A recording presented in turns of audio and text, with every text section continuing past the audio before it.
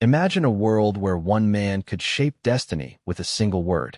A world of gladiators, grand empires, and betrayal so sharp it echoed through centuries. We're not just talking about a history lesson. We're diving into the electrifying story of Julius Caesar, the man who went from an ambitious general to the most powerful figure in Rome. And then, well, let's just say his ending wasn't exactly a standing ovation. This is the epic saga of his rise, his reign, and his dramatic fall, told in a way that's as fascinating as it is relaxing. Get ready to understand how one man's ambition could change the course of Western civilization forever. The Republic's cracks. The Roman Republic, for all its supposed glory, was built on foundations that were starting to crumble. Think of it like a grand old house, impressive from the outside, but with termites quietly munching away at the beams. For centuries, power had been shared, at least in theory, between the Senate and the people. But as Rome expanded, gobbling up territories and wealth, the old system began to creak under the strain. Ambitious men, flush with the spoils of war and the loyalty of their legions, started to see the Republic less as a shared endeavor and more as a stepping stone to personal power. One of the biggest fissures was the growing chasm between the rich and the poor. Generals returning from successful campaigns often brought back vast amounts of land, which they then leased to wealthy landowners. This squeezed out the small farmers, the backbone of the Roman army and citizenry, who could no longer compete. These dispossessed farmers, often former soldiers who had fought for Rome's expansion, found themselves drifting to the city, swelling the ranks of the unemployed and discontented. Imagine a small business owner being driven out of business by a massive corporation that's been handed all the best deals. It's a similar kind of unfairness, leaving people feeling left behind and resentful. This economic inequality fueled political instability. Politicians, instead of focusing on the common good, started pandeming to the masses with promises of land reform and grain handouts, often funded by their own bulging coffers. They'd form alliances, not based on shared ideology, but on mutual self-interest, a bit like modern political deals where favors are traded behind closed doors. These powerful individuals, known as warlords or strongmen, began to command personal armies, men loyal to them because they provided pay, plunder, and a sense of belonging, rather than to the abstract ideal of the Republic. This was a dangerous game, turning the state's military might into a tool for personal ambition. The Senate, meant to be the bastion of tradition and stability, found itself increasingly paralyzed. Factions within the Senate clashed, often driven by personal vendettas or the influence of wealthy patrons. Debates could descend into shouting matches, and important decisions were delayed or blocked entirely. It was like a board of directors constantly fighting amongst themselves, unable to agree on anything, while the company's foundations were literally shaking. This inability to act decisively left the Republic vulnerable, unable to address the growing crises and ripe for someone to step in and impose their own order, however brutally. A young aristocrat's ambitions. Gaius Julius Caesar was born into a patrician family, the Julii, a lineage that claimed descent from Venus herself. Talk about family pride. Even with such a distinguished background, the path to real power in Rome wasn't a guaranteed stroll through the Forum. Young Caesar, like many ambitious young men of his time, had to navigate a complex web of politics, alliances, and social climbing. He wasn't content with just a noble name. He craved influence, respect, and ultimately, control. Think of it like a modern-day aspiring politician, but with togas and much more dramatic backstabbing. His early career saw him holding various minor offices, each a stepping stone. He served as a military tribune, a quaestor, and later as an aedile, responsible for public works and games. These roles were crucial for building a public profile and a personal following. Imagine throwing the most spectacular gladiatorial games Rome had ever seen. That's a surefire way to get your name on everyone's lips and possibly win some votes. He understood that popularity with the masses was a powerful currency. Caesar also understood the importance of strategic alliances. He recognized that going it alone was a recipe for disaster in Rome's cutthroat political arena. He formed a powerful pact, known as the First Triumvirate, with two other influential figures, Pompey the Great, a renowned general, and Marcus Licinius Crassus, the wealthiest man in Rome. This partnership wasn't about friendship. It was a calculated move to pool their resources and influence to achieve their individual ambitions, effectively dominating Roman politics for a time. It was like a supergroup of powerful CEOs deciding to merge their companies to corner the market. Even in his youth, Caesar displayed a sharp intellect and a remarkable ability to inspire loyalty. He wasn't afraid to take risks, whether in battle or in politics. This inherent drive, coupled with his aristocratic background and astute political maneuvering, laid the groundwork for the extraordinary rise that would eventually see him become one of Rome's most iconic and controversial figures. His ambition was a fire that burned brightly, and he was determined to see it illuminate all of Rome. Early military forays. Caesar's early military career wasn't about grand conquests, but more like learning the ropes, the grunt work of war. Think of it as his military apprenticeship. He served in Asia Minor, a region that's now part of modern Turkey. It was here he got his first taste of combat, participating in campaigns against pirates and local rebels. These weren't exactly world-shattering battles, but they were crucial for him to understand tactics, leadership, and the sheer grit it takes to lead men into the fray. He learned how to manage supplies, how to rally his troops when things got dicey, and, importantly, how to survive. It was a hands-on education, far more valuable than any lecture. One notable early exploit involved his capture of a pirate leader. The story goes that Caesar, with a small retinue, actually negotiated with these sea rogues. When they demanded a ransom that he deemed too low, he scoffed, telling them they didn't know who they had captured. He even joked with them, sometimes threatening to crucify them later, which, to his credit, he did carry out once he had the chance. This episode showcases his audacity and a certain flair for the dramatic, even in his youth. It was a bold move, a gamble that paid off, and it certainly built his reputation as someone unafraid to take risks. These early skirmishes were formative. They honed his skills in small unit tactics and gave him invaluable experience in dealing with diverse and often unpredictable enemies. He learned to adapt, to improvise, and to command respect. It wasn't the polished general we often picture yet, but rather a determined young officer cutting his teeth in the often brutal realities of Roman provincial warfare. Each minor victory, each successful negotiation, each moment of command, was another brick laid in the foundation of the formidable military leader he would become. He was proving himself, not through inherited privilege alone, but through demonstrated competence and courage. The first triumvirate forms.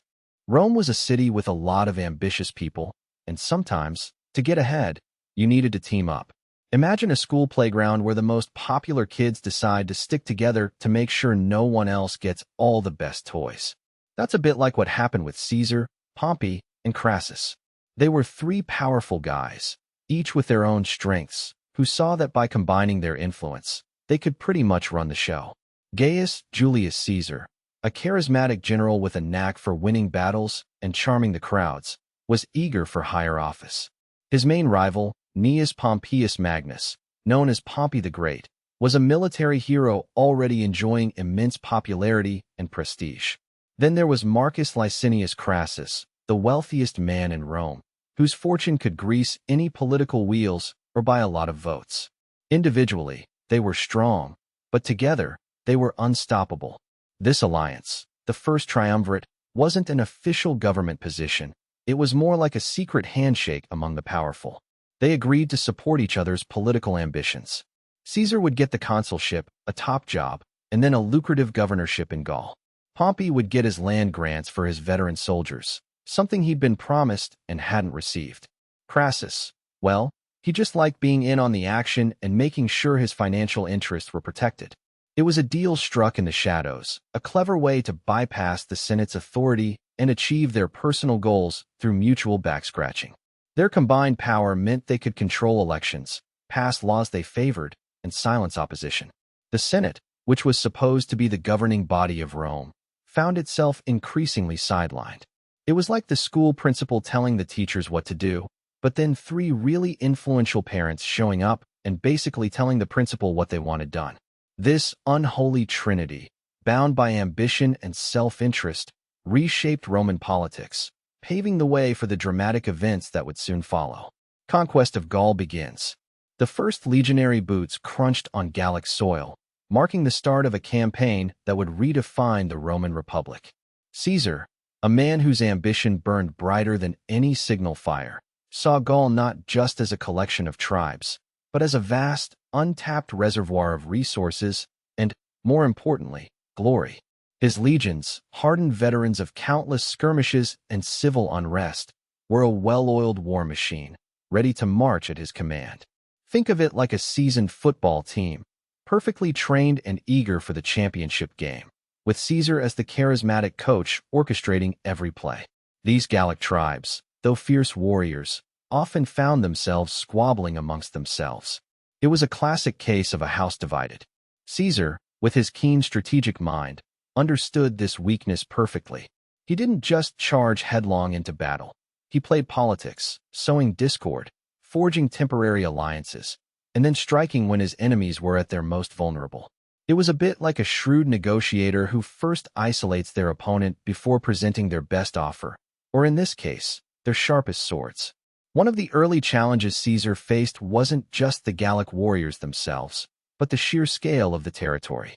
Gaul was a wild, untamed land, a far cry from the orderly provinces Rome was used to. Imagine trying to map out and conquer a vast, uncharted jungle. There were dense forests, treacherous rivers, and a population that was far from unified. His legions had to build roads, establish supply lines, and constantly adapt to unfamiliar terrain, all while fending off surprise attacks. It was a logistical nightmare, but one Caesar navigated with remarkable skill.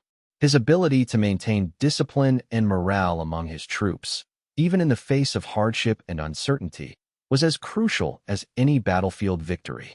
The Gallic Wars, a masterclass in strategy. Caesar's campaigns in Gaul weren't just about conquering territory, they were a masterclass in military thinking. He faced numerous tribes, each with their own fighting styles and leaders, a bit like a chess grandmaster playing against a dozen opponents simultaneously, each with slightly different rules. He had to understand their strengths, exploit their weaknesses, and keep his own diverse army motivated and supplied across a vast and often hostile landscape. It was a delicate balancing act, requiring immense foresight and adaptability. One of his most brilliant tactics was the use of speed and surprise. Caesar understood that hesitation could be fatal. He would march his legions with incredible speed, sometimes covering 50 miles in a single day, catching his enemies off guard. Imagine trying to organize a surprise party for someone who lives in a different city and then actually pulling it off. That's the kind of logistical and strategic feat Caesar was accomplishing.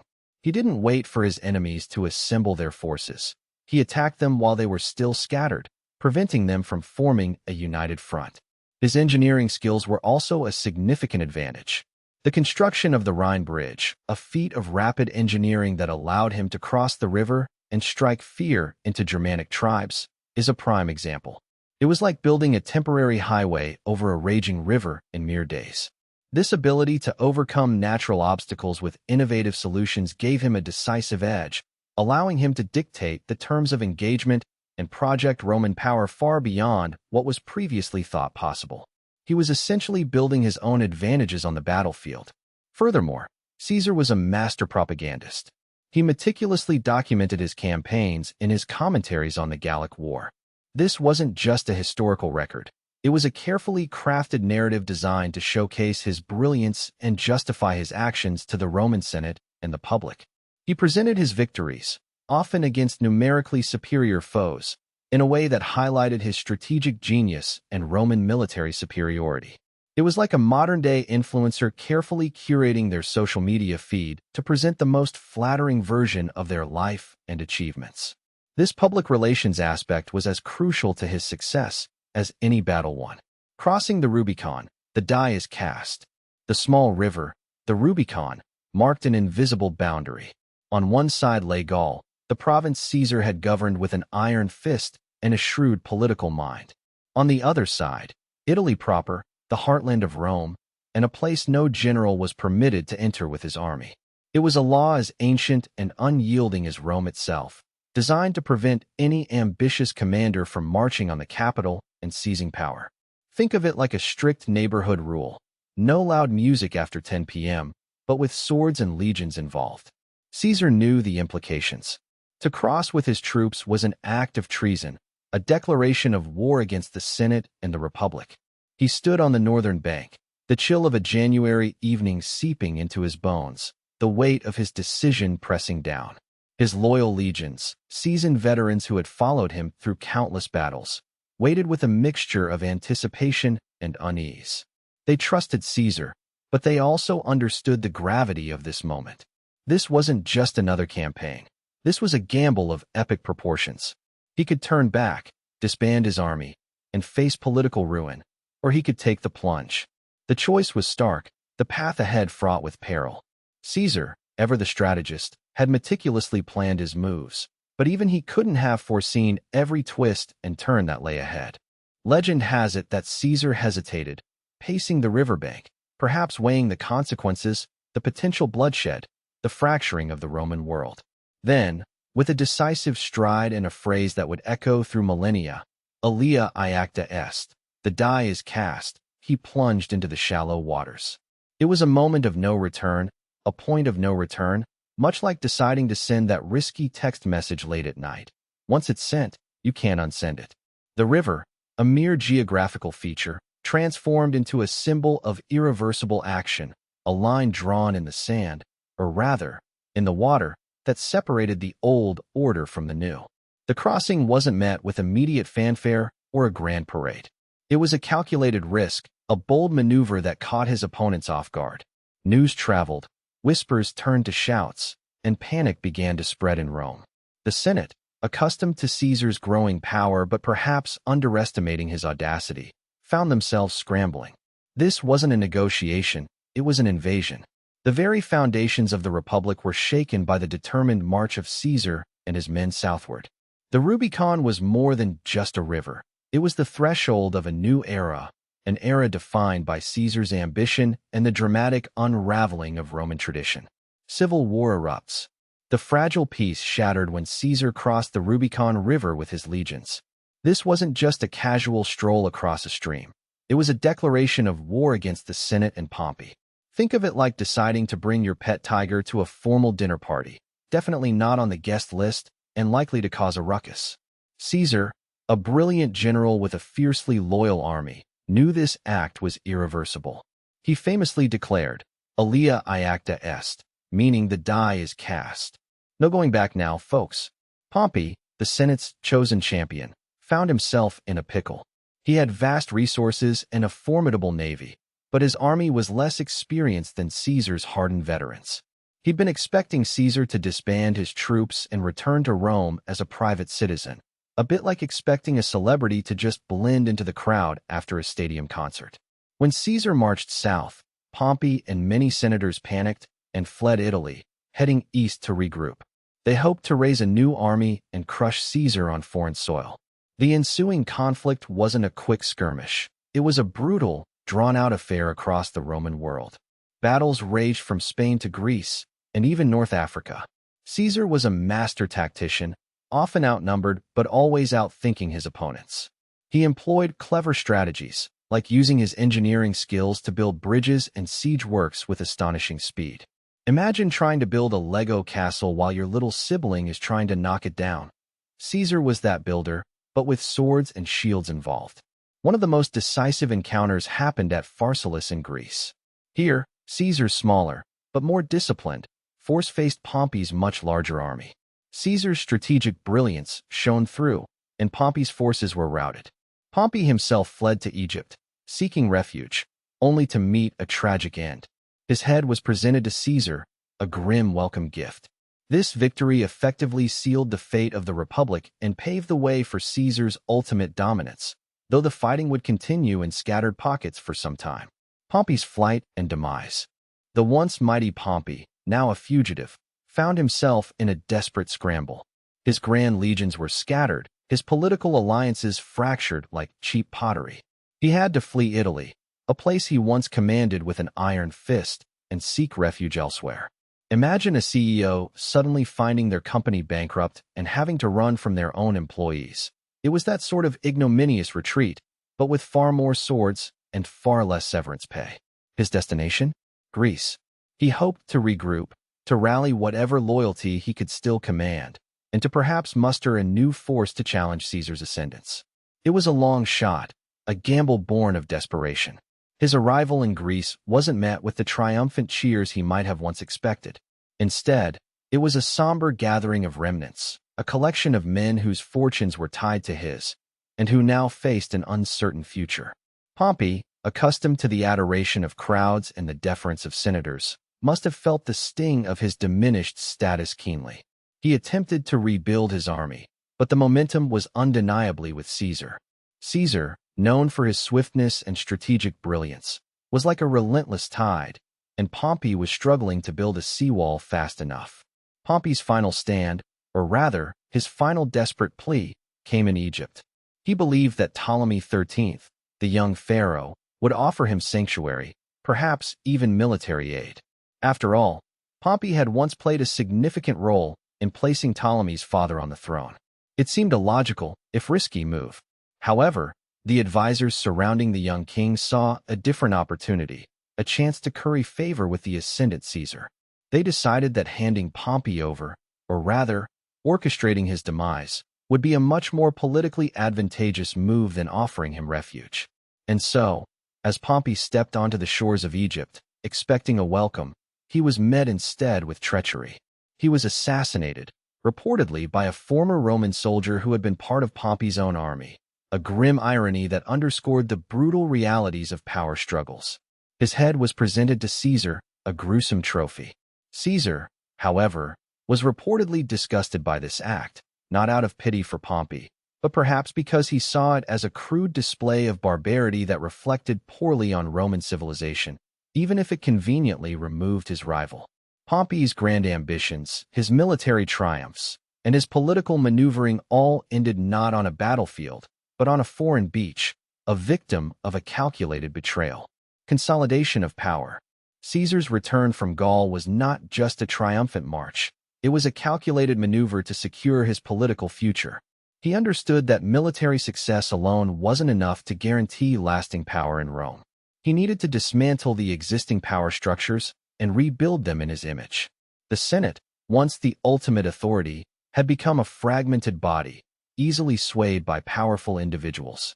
Caesar, with his legions loyal to him and his popular support swelling, was in a prime position to exploit these weaknesses. He didn't just defeat his rivals on the battlefield. He systematically isolated them politically, often turning their allies against them. Think of it like a shrewd chess player, not just capturing pieces, but strategically positioning himself to control the entire board. His genius lay in his ability to co-opt rather than simply destroy. Many of his former opponents, realizing their own power had waned, found it more advantageous to align with Caesar. He offered them positions, influence, and the promise of stability, effectively buying their loyalty or at least their acquiescence. This wasn't always a smooth process. There were still pockets of resistance, but Caesar was adept at managing these dissenters. He'd offer a carrot, and if that didn't work, he wasn't afraid to use a stick, albeit a carefully wielded one to avoid creating martyrs. His clemency towards some former enemies, famously documented, served to highlight the ruthlessness of those who continued to oppose him, further isolating them. Caesar also masterfully used propaganda and public works to solidify his grip. He commissioned grand building projects, like his new forum, which not only improved the city, but also served as constant reminders of his generosity and vision. He ensured his victories were celebrated, his image plastered across Rome, and his actions framed as being for the good of the Republic, even as he subverted its traditional norms. It was a sophisticated campaign of public relations, ensuring that the average Roman citizen saw him not as a dictator, but as a savior who brought order and prosperity. This created a powerful narrative that few could effectively challenge. Ultimately, Caesar consolidated power by becoming indispensable. He presented himself as the only one capable of governing effectively, the one who could solve Rome's intractable problems. By controlling the army, manipulating the political system, and shaping public opinion, he created a situation where his authority was virtually unchallengeable. The old institutions might have still existed on paper, but their real power had drained away, replaced by Caesar's personal influence and the loyalty he commanded. He had, in essence, become the state. Reforms and reshaping Rome. Caesar wasn't content with just winning battles. He aimed to fix Rome itself. Think of him as a super-enthusiastic city planner with a legion at his back. One of his biggest moves was tackling the calendar. The old Roman calendar was a bit of a mess, like trying to plan a party with a clock that skips hours. Caesar, with the help of astronomers, introduced the Julian calendar. It was a much more sensible system, based on the solar year, and it's the basis for the calendar we still use today. This wasn't just about telling time. It affected farming, festivals, and pretty much everything that depended on knowing when seasons would change. He also looked out for the little guy, or at least tried to. Rome had a growing problem with the landless poor flocking to the city, causing overcrowding and unrest. Caesar initiated programs to send these citizens to colonies overseas, giving them land and a fresh start. It was a bit like a government-sponsored relocation program, aiming to ease the pressure on Rome and provide opportunities elsewhere. He also initiated public works projects, like building new roads and aqueducts, which not only improved the city, but also provided jobs for many. It's similar to how modern governments invest in infrastructure to stimulate the economy and improve living conditions. Caesar also made changes to how Rome was governed, especially in the provinces. He tried to curb the worst excesses of corruption among Roman officials sent to govern distant territories. Before Caesar, these governors often acted like petty kings, exploiting the local populations for personal gain. Caesar introduced stricter rules and oversight, aiming for fairer treatment and more efficient administration. Imagine a school principal suddenly cracking down on teachers who were secretly selling school supplies to their students. Caesar was trying to bring that kind of order to the vast Roman Empire. His reforms extended to citizenship, too. He granted Roman citizenship to many people in the provinces, particularly in Gaul, which he had conquered. This was a smart move, integrating these populations more fully into the Roman world and fostering loyalty. It's like a school principal deciding that students from a neighboring district who consistently excel in academics and sports can now be official members of the school, giving them all the same privileges. This policy helped to Romanize the empire, spreading Roman culture and law and strengthening Rome's overall cohesion. The dictatorship takes hold. The Republic, once a proud symbol of shared governance, began to buckle under the weight of one man's ambition. Caesar, having already carved out immense personal power through military success and political maneuvering, found himself in a position where the traditional checks and balances of the Roman system were no match for his influence. It was like a popular kid in school suddenly deciding they can make all the rules, and everyone else just goes along with it because, well, they're really popular. He didn't just win battles.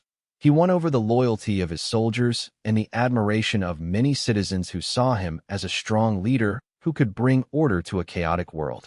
He was appointed dictator, initially for a limited time, a common practice to deal with emergencies.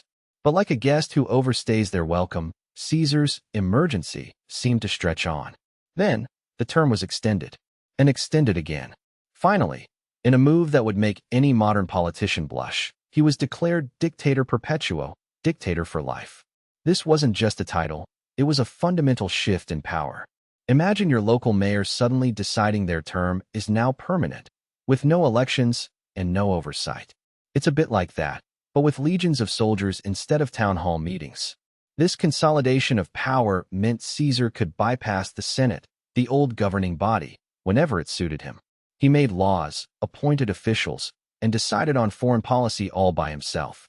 The Senate, which was supposed to be the voice of Rome, became more of a rubber stamp, nodding along to Caesar's pronouncements. He was essentially running Rome like a personal fiefdom, a far cry from the Republic's ideals of shared power and citizen representation. It was a system designed to prevent any single person from becoming too powerful, and Caesar had systematically dismantled those safeguards. The implications were profound. While some Romans benefited from Caesar's reforms and strong leadership, many felt that the very essence of their republic was being eroded.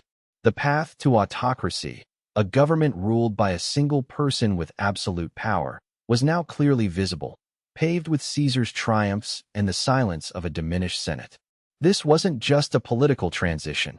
It was the end of an era, the slow, deliberate dismantling of a system that had defined Rome for centuries, all under the watchful eye and firm hand of one man.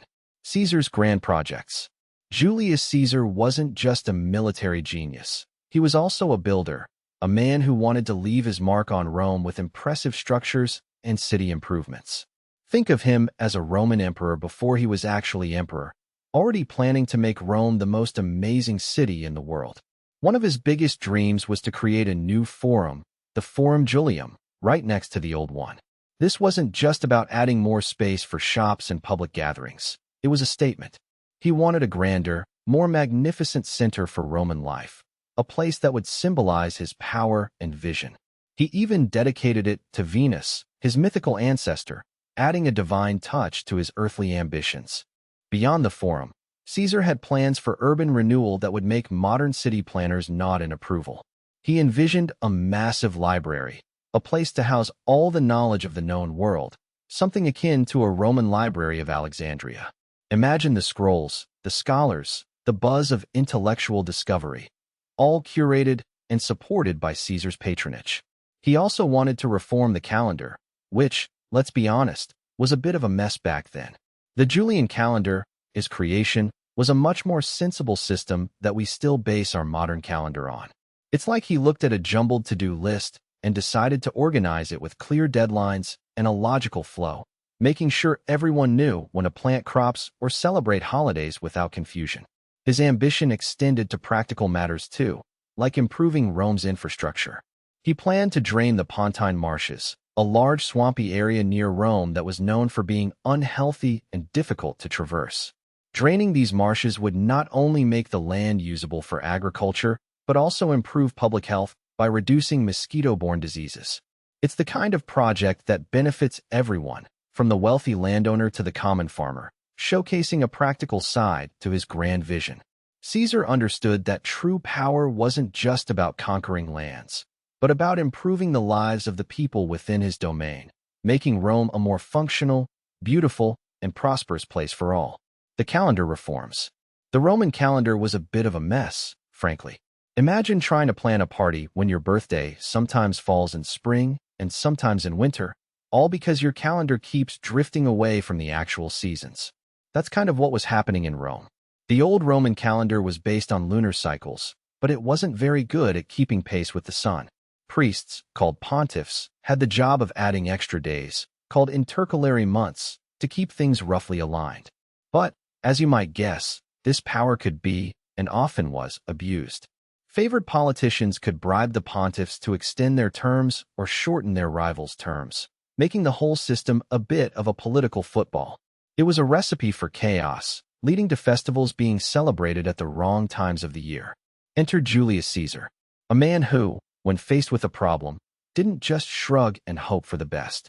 He decided to fix it, and he did it with the help of Sosigenes of Alexandria, a rather clever astronomer. They looked at the solar year, the time it takes for the Earth to orbit the Sun, which is about 365.25 days.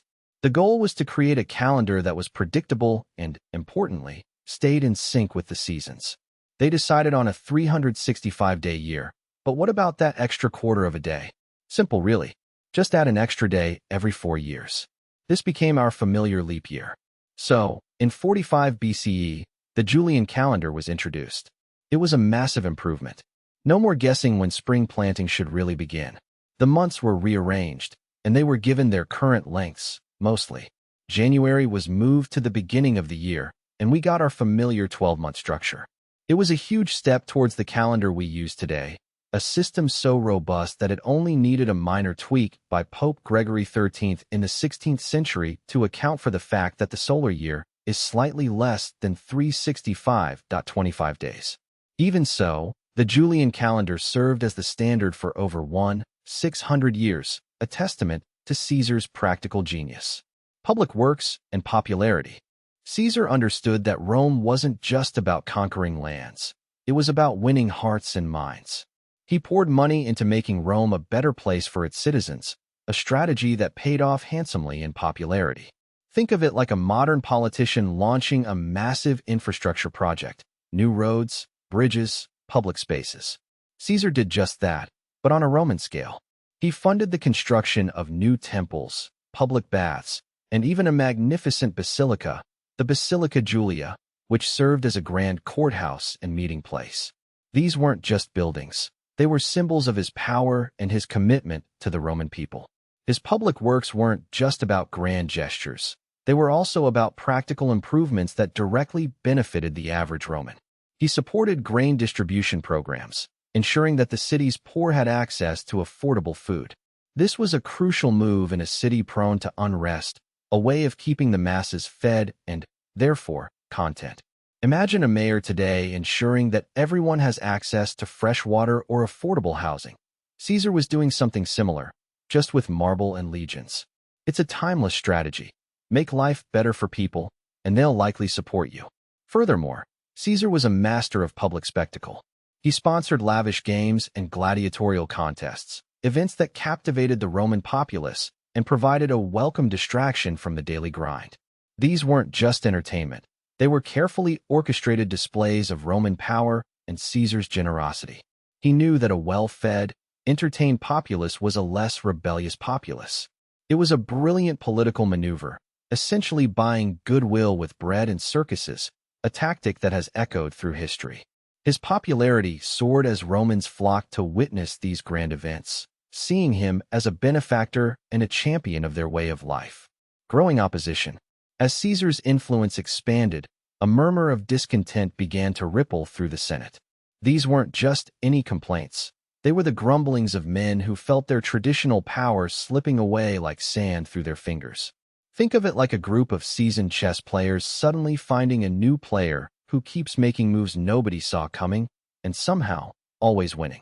These senators, accustomed to being the ultimate arbiters of Roman destiny, saw Caesar's popularity with the common people and his military successes as a direct threat to their authority and, frankly, their comfortable lifestyles. Some were genuinely worried about the Republic's future, fearing a return to monarchy, while others were simply jealous and felt their own ambitions were being overshadowed. This unease wasn't just confined to hushed conversations in marble halls. It started to manifest in subtle and not-so-subtle ways. Opposition leaders, like Cato the Younger, a man known for his unyielding principles and sharp tongue, began to openly criticize Caesar's actions. They'd try to block his proposals, delay his appointments, and generally make his life as difficult as possible within the confines of Roman law. It was a political chess match, but instead of pawns and knights, they were using laws, speeches, and public opinion. Imagine a school principal who suddenly has a student who's incredibly popular, gets perfect grades, and also happens to be the star athlete. The other teachers might start feeling a bit overshadowed, right? The opposition wasn't a monolithic bloc, though. It was a mixed bag of disgruntled aristocrats, old guard politicians who remembered a Rome before Caesar's meteoric rise, and even some former allies who felt betrayed or sidelined. They saw Caesar's growing power, his immense wealth from conquests, and his ability to command legions as a dangerous concentration of authority. His reforms, while popular with many, also disrupted established interests, creating new enemies in the process. It was a bit like a popular new CEO coming into a company and shaking things up. Some employees love the new energy, while others cling to the old ways and resent the changes, especially if those changes mean they have less say in how things are run.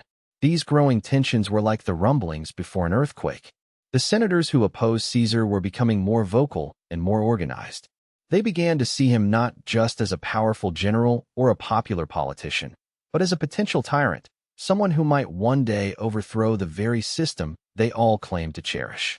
This fear, whether fully justified or amplified by personal animosity, fueled a desperate desire to curb his influence. The seeds of conspiracy were being sown in this fertile ground of political resentment and fear. The Senate's unease. A palpable tension began to grip the Senate as Caesar's influence grew. These were men accustomed to wielding power, to the intricate dance of Roman politics where every whisper could carry the weight of a legion. Suddenly, one man, with a charisma that could charm snakes and a military might that could crush empires, was eclipsing them all. It wasn't just about one man becoming too powerful. It was about the very fabric of their republic, a system built on checks and balances, starting to fray at the edges. Imagine a board meeting where one executive suddenly starts making all the decisions, ignoring the rest of the team, and you get a faint idea of the unease. The senators watched, a mixture of awe and dread in their eyes, as Caesar's popularity soared. His victories in Gaul were celebrated with parades that dwarfed any seen before. He distributed land to his veterans and offered lavish games to the public. These were not the actions of a mere servant of the state. They were the moves of a king, albeit one without a crown. Some senators, like Cato the Younger, saw this as a direct threat to their cherished republic, a system they believed was divinely ordained. They remembered the old kings of Rome and how they were overthrown for good reason. The idea of another monarch, even one as seemingly benevolent as Caesar, was anathema to them. Others, however, were more pragmatic, or perhaps just more self-serving. They saw Caesar's power and sought to align themselves with him, hoping to share in his spoils. This created a deeply divided Senate, with factions forming around loyalty to Caesar or loyalty to the old ways. It was like watching a family argument escalate, where some try to keep the peace and others are eager to pick sides, making the whole situation more volatile. The once unified body, which had guided Rome for centuries, was now a house divided, its members looking at each other with suspicion rather than camaraderie. The very institutions they relied on were being bypassed or manipulated. Caesar would often present the Senate with fait accompli, situations where their decision was already made for them by his actions. This erosion of their authority was a slow burn, but its effects were profound.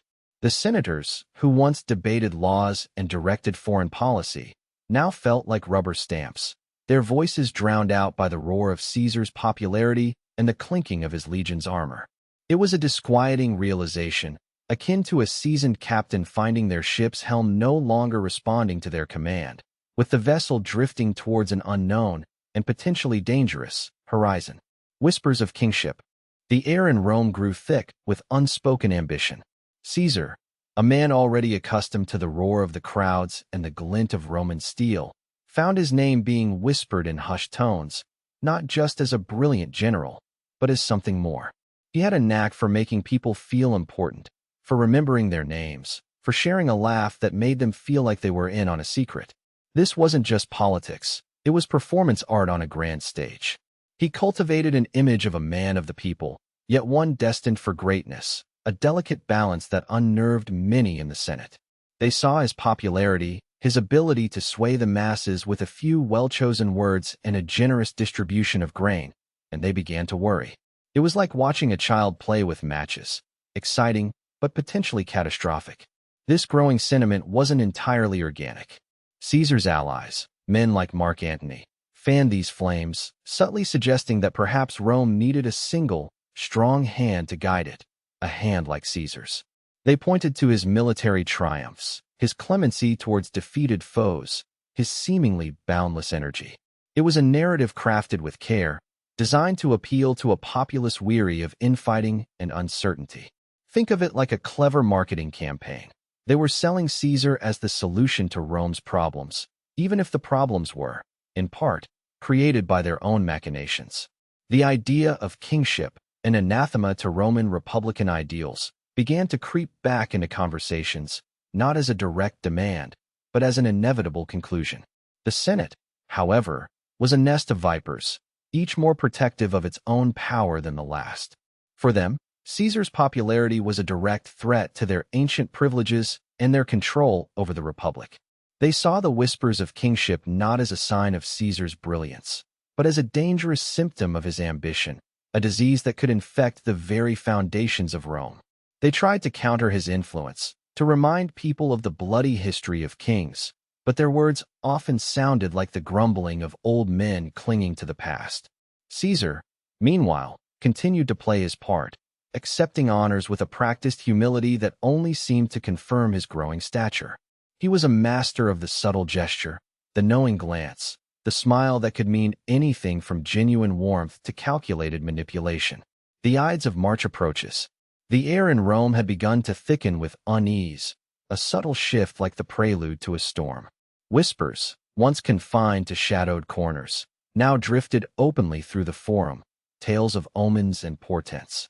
A soothsayer, a man whose pronouncements had always been met with a mixture of amusement and grudging respect, had reportedly warned Caesar himself to beware the Ides of March.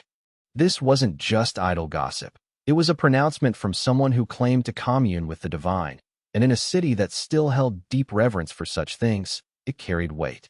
Imagine a busy marketplace, where suddenly a street performer stops his juggling, his eyes wide with a sudden, inexplicable dread, and you get a sense of the mood. Caesar, however, was not a man easily swayed by superstition. He was a pragmatist, a soldier who had faced down legions and navigated treacherous political waters.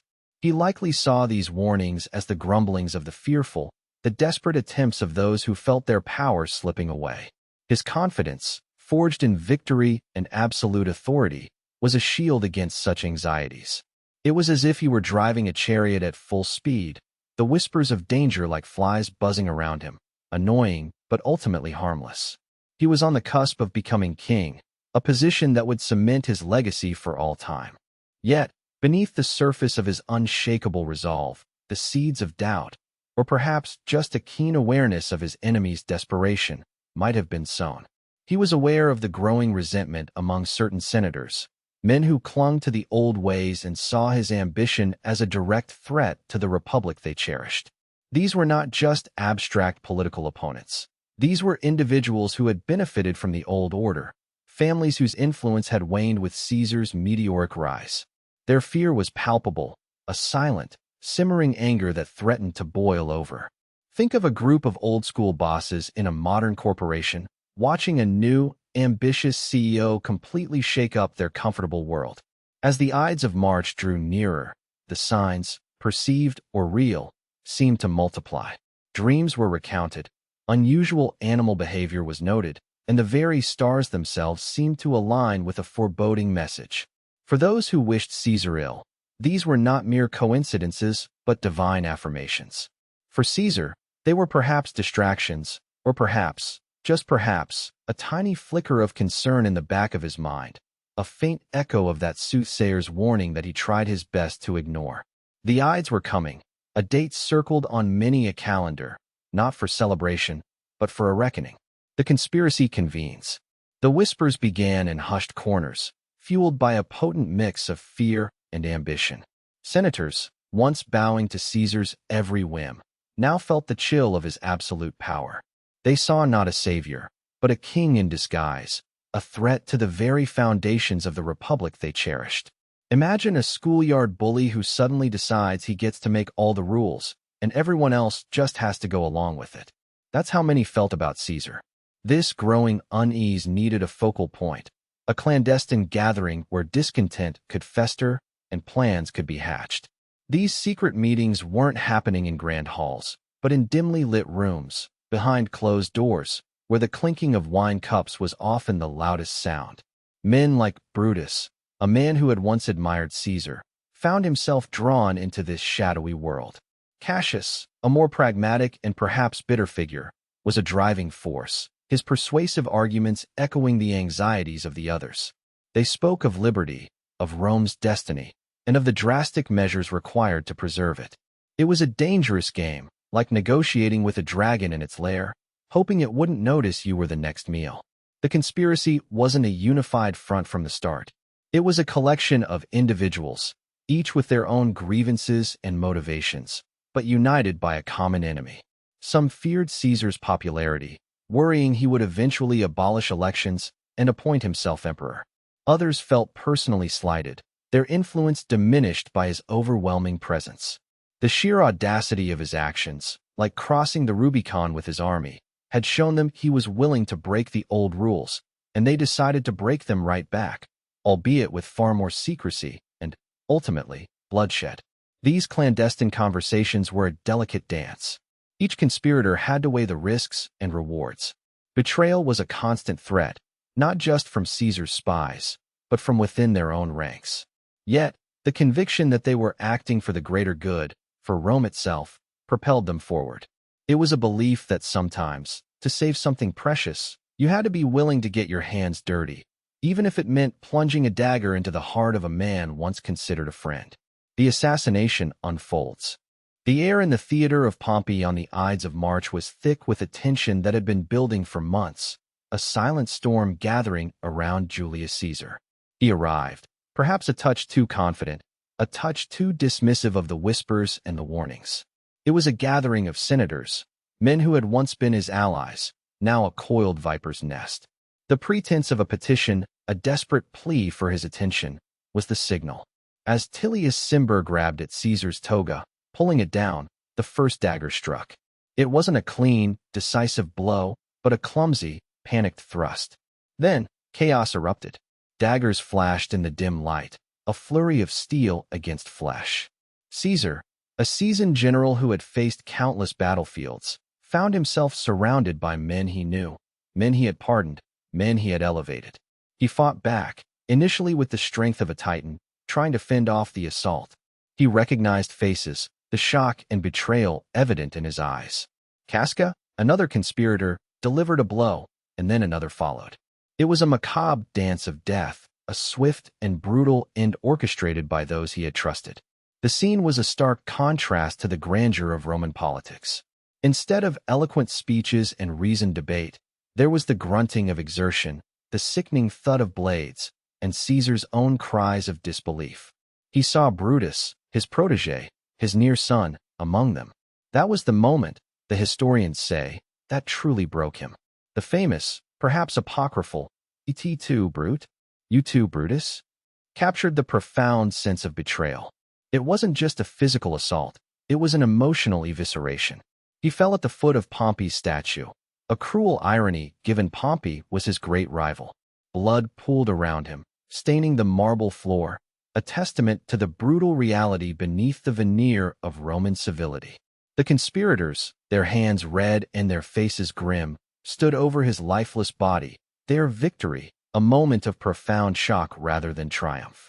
The immediate aftermath was not the adulation they might have expected, but stunned silence, followed by panic as the magnitude of their actions began to sink in. The Republic, already fragile, had just suffered a fatal blow. The immediate aftermath. The Ides of March had passed, and Rome was awash in a sea of uncertainty. Caesar was dead, a brutal spectacle in the Senate, and the conspirators, who had envisioned a swift return to Republican ideals, found themselves instead facing a volatile populace and a power vacuum. Antony, Caesar's loyal right-hand man, didn't miss a beat. He moved quickly, securing Caesar's papers and, crucially, his will, which was more valuable than any treasure map in that moment. This wasn't just about sentiment, it was about leverage. The funeral oration Antony delivered was a masterclass in political manipulation. He didn't just eulogize Caesar, he read Caesar's will to the assembled citizens, revealing generous bequests to the Roman people. Imagine your favorite wealthy uncle suddenly passing away and leaving you a chunk of his fortune. That's the kind of uproar this caused. The carefully crafted image of Caesar as a tyrant, painted by the assassins, began to crumble under the weight of public affection and newfound potential wealth. The mob, initially swayed by the promise of freedom from a dictator, was now furious at the thought of losing their benefactor. The conspirators, led by Brutus and Cassius, found themselves increasingly isolated. Their grand gesture of liberation had backfired spectacularly, turning them from liberators into murderers in the eyes of many Romans. They had hoped for a grateful populace, but instead, they got angry citizens armed with whatever they could find. It was like throwing a party and then realizing you'd accidentally insulted all your guests, leaving you alone with the cleaning crew. They had to flee Rome, their dream of a restored republic dissolving into a desperate flight for survival. This chaos paved the way for new players to emerge. Caesar's adopted heir, Octavian, a young man barely out of his teens, but with a sharp mind, arrived in Rome. He was the legal inheritor of Caesar's name and fortune, and this gave him an immediate advantage. The stage was set for a brutal power struggle, not between the old guard and new freedom, but between ambitious individuals vying to fill the void left by Caesar's bloody end. The Roman Republic, it seemed, was about to undergo yet another dramatic transformation, this time driven by personal ambition and the lingering shadow of a fallen titan. The Republic's final gasp. The once mighty Roman Republic was starting to wheeze. Think of it like a very old, very grand mansion that's seen better days. The foundations were cracking, the plumbing was a mess, and the residents were constantly bickering over who got to sleep in the master bedroom.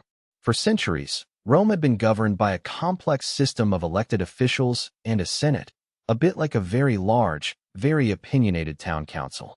But as Rome grew, so did its problems. Wealth poured in, but it didn't spread around. Suddenly, you had super-rich senators living in palaces while ordinary citizens, the backbone of the army, were losing their farms and struggling to make ends meet. This wasn't just unfair, it was a recipe for disaster. This growing inequality fueled a dangerous kind of politics. Ambitious men, like our friend Julius Caesar, realized they could gain power not by serving the Republic, but by appealing directly to the disgruntled masses. They'd promise land, debt relief, and anything else to get votes, often bypassing the traditional political channels. It was like a politician today promising free pizza for everyone if they get elected, tempting, but not exactly a sustainable policy. These populist leaders, often backed by their own private armies, yes, armies, started to challenge the Senate's authority. The Senate, in turn, grew increasingly paranoid and conservative, trying to hold on to its dwindling power. The result was a series of violent power struggles, civil wars, and political assassinations. It was a period where the rule of law started to fray. Imagine a courtroom where the judge is constantly being threatened by armed thugs, and the jury is bribed with promises of riches. Decisions were made out of fear, desperation, or sheer lust for power, not for the good of the state. The very institutions designed to protect Rome were being twisted and broken. The Republic wasn't just sick, it was on its deathbed, gasping for air, with powerful figures like Caesar circling like vultures, waiting to pick over its remains. The old ways were failing, and a new, more autocratic order was looming on the horizon. Antony and Octavian rise. The vacuum left by Caesar's assassination was immense, a political chasm that threatened to swallow Rome whole. Into this void stepped two men, initially allies, bound by a shared ambition and the desire to avenge their fallen leader. Mark Antony, a seasoned soldier and Caesar's loyal lieutenant, possessed a commanding presence and a reputation for bravery. He was the people's man, the one who could rally the legions and stir the crowds with his powerful oratory, much like a rock star commanding a stadium. He saw himself as the natural successor, the one to carry Caesar's torch.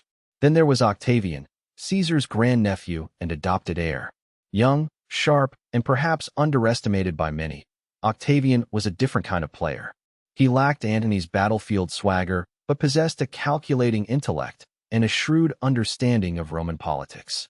Think of him as the chess grandmaster to Antony's charismatic general. He arrived in Rome not with a bang, but with a quiet, determined assertion of his rights, armed with Caesar's will and a growing contingent of loyal veterans. His claim, though younger, was legitimate in Caesar's eyes, and that carried significant weight. Their initial alliance was a masterstroke of political maneuvering. They presented a united front, a formidable duo determined to crush Caesar's assassins and restore order. Together, they orchestrated Caesar's public funeral, with Antony delivering that unforgettable eulogy that turned public opinion against Brutus and Cassius. It was a masterclass in emotional manipulation, a carefully crafted performance that painted the assassins as traitors and Caesar as a martyr. This public spectacle cemented their popularity and provided the perfect justification for their subsequent actions. However, this partnership, forged in necessity and mutual benefit, was always a fragile thing. The inherent rivalry between two ambitious men, both vying for ultimate power, was a ticking time bomb. Antony, basking in military glory and enjoying the opulent lifestyle of the East, began to drift. Octavian, meanwhile, consolidated his power base in Rome, building alliances and meticulously planning his next moves. Their shared goal of revenge had been achieved, but the path to sole supremacy was now clearly defined, and only one could ultimately walk it. The Second Triumvirate. The dust hadn't even settled from Caesar's assassination when a new power dynamic began to form. It wasn't a single person stepping into Caesar's massive shoes, but rather a trio, a sort of political supergroup, the Second Triumvirate. Think of it like three ambitious friends deciding to run a company together after the CEO mysteriously disappears. Except, with legions and the fate of the Roman Republic hanging in the balance. This alliance was officially sanctioned, a legal arrangement that gave these three men immense power, unlike the unofficial backroom deals that sometimes happen. Their names were Octavian, Caesar's young great-nephew and adopted heir, Mark Antony, a seasoned general and loyal ally of Caesar, and Marcus Aemilius Lepidus, another general who, frankly, often played third fiddle. Their initial goal was ostensibly to avenge Caesar and restore order, a mission that sounds noble enough. However, the reality was far more self-serving. They needed to consolidate their own power, which meant eliminating rivals and enemies. This led to a brutal period known as the proscriptions. Imagine a most wanted list, but instead of criminals, it's wealthy citizens and political opponents. Their property was confiscated, and they were hunted down and killed, often for the reward money. It was a grim business, a bit like a high-stakes game of political musical chairs where the losers literally lost their heads. This ruthlessness, while effective in removing opposition, also sowed seeds of distrust among the triumvirs themselves. As expected, this uneasy alliance couldn't last. Power, especially this much power, tends to make people a bit territorial. Octavian, with his sharp political mind and growing influence in Rome, began to outmaneuver Antony. Antony, meanwhile, was increasingly entangled with Cleopatra in Egypt, a relationship that Rome viewed with suspicion, seeing it as a distraction and a potential threat to Roman interests. Lepidus, the quietest of the bunch, found himself sidelined and eventually removed from power altogether, much like a junior partner being pushed out of a booming business. His downfall was swift and relatively bloodless compared to the fate of others. He was simply stripped of his titles and exiled. The real showdown, however, was between Octavian and Antony. Their rivalry escalated into open conflict, culminating in the famous Battle of Actium. This naval battle was the ultimate decider, a clash that would determine who would ultimately control the Roman world. Octavian's victory here was decisive, marking the effective end of the Second Triumvirate and paving the way for Octavian to become Rome's first emperor, Augustus. The dream of a stable, shared rule dissolved, replaced by the singular vision of one man. The civil wars continue. The conflict was far from over. Caesar, having crossed the Rubicon and taken Rome, found himself in a protracted struggle against the forces loyal to the Senate and Pompey. This wasn't just a quick skirmish. It was a full-blown civil war, tearing the Roman Republic apart at its seams. Think of it like two rival sports teams, each convinced they're the rightful champions, refusing to concede even after the first whistle. Pompey, a seasoned general himself, managed to rally a significant portion of the Roman legions and sailed east, seeking support and building a formidable army. Caesar, ever the strategist, pursued Pompey across the Adriatic Sea. The clash at Pharsalus in Greece was a pivotal moment. Pompey had a numerical advantage, but Caesar's legions were veterans, battle-hardened, and fiercely loyal. It was a masterclass in Roman military tactics. Caesar, despite being outnumbered, used his disciplined infantry and cavalry to outmaneuver and overwhelm Pompey's forces. Pompey's defeat was so decisive that he fled, eventually meeting a tragic end in Egypt, where he was assassinated by the Egyptians who hoped to curry favor with Caesar. But the war didn't end with Pompey's death. Pockets of resistance remained. Caesar had to campaign in Africa, facing off against Cato the Younger and other staunch Republican loyalists. These were men who, perhaps misguidedly, believed they were defending the old ways of Rome.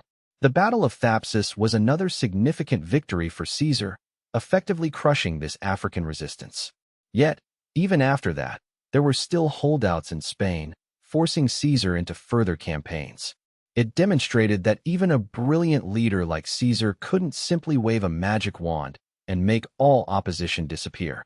The wounds of civil war run deep, and reconciliation, or at least the suppression of dissent, takes time and effort. The end of an era. The Ides of March dawned with a chill, not just in the Roman air, but in the very heart of the Republic. Caesar, a man who had danced on the edge of kingship for years, was about to meet his fate. His enemies, a shadowy cabal of senators, felt the Republic's ancient traditions crumbling beneath his ambition. They saw not a savior, but a tyrant in the making, a man who had outgrown the old ways. It was a fear, perhaps, as old as power itself, the fear of one man holding too much sway. Think of it like a school principal suddenly deciding they also want to be the entire student body, the cafeteria staff, and the janitor. A bit much for everyone else, right? These senators, men like Brutus and Cassius, believed they were acting not out of personal vendetta, but to preserve Rome's freedom. They whispered in shadowed porticos, their faces etched with grim resolve.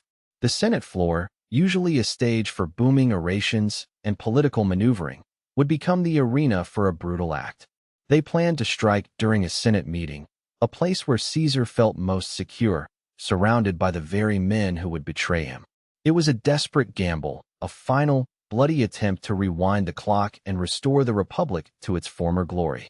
As Caesar entered the theater of Pompey, where the Senate was meeting that day, the air crackled with unseen tension. He was surrounded, not by loyal guards, but by men who had pledged allegiance, men who now held daggers concealed beneath their togas. The first blow was a shock, a betrayal that would echo through history. Then came more, a frenzied, almost panicked assault. It was a scene of chaos, a stark contrast to the ordered grandeur Rome usually projected. The man who had conquered Gaul, who had crossed the Rubicon, who had held the reins of power with an iron grip, was brought down by the hands of his peers. His death was not the clean restoration the conspirators had hoped for.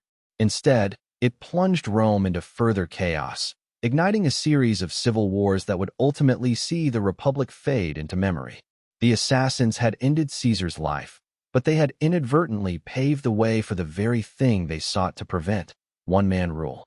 The era of the Republic, with its complex system of checks and balances, its senatorial debates and citizen assemblies, was indeed drawing to a close, replaced by the inexorable rise of emperors. The blood spilled on the Senate floor marked not an end, but a violent, tragic transition. Caesar's enduring legacy. Even after his dramatic assassination, Julius Caesar's influence didn't just fade away. It echoed through history like a particularly loud thunderclap. Think about it. A man who rewrote the calendar, giving us the Julian calendar which, with a few tweaks, is still the one most of the world uses today. It's like he looked at our messy, inconsistent way of tracking time and said, "Nah, we can do better." And then he did. This calendar standardized agricultural planning and religious festivals, making life just a little bit more predictable, which, let's be honest, is a huge deal. His military genius wasn't confined to his lifetime either. The strategies and tactics he employed, like swift maneuvers and effective siege warfare, became textbook examples for generals for centuries. It's the ancient Roman equivalent of a viral TikTok dance. Everyone wanted to copy it. His writings, particularly his accounts of the Gallic Wars, provided not only a gripping narrative but also invaluable insights into Roman military organization and political maneuvering. These texts became essential reading for anyone aspiring to leadership, shaping how empires were built and managed long after his legions had disbanded. Furthermore, Caesar's name itself became synonymous with power and leadership. The title Kaiser in German and Tsar in Slavic languages are direct descendants of his name, Caesar.